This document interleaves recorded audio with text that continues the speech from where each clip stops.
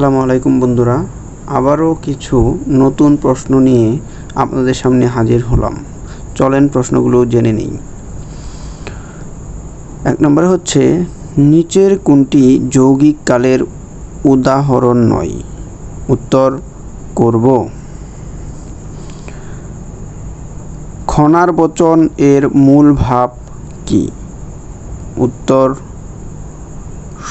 শুষ্ক জীবনযাপন রীতি।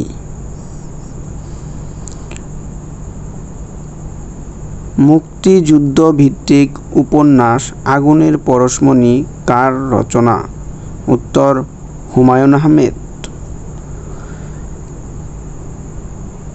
তুমি তো ভারী সুন্দর ছবি আঁকো বাক্যটিতে কোন প্রকারের অব্যয়পদ ব্যবহৃত হয়েছে? উত্তর ঘ অনন্যই অব্যয়।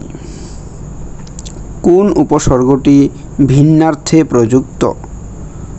উত্তর ক উপভোগ। বাঁধনহারা কাজী নজরুল ইসলামের কোন ধরনের রচনা? উত্তর ক উপন্যাস।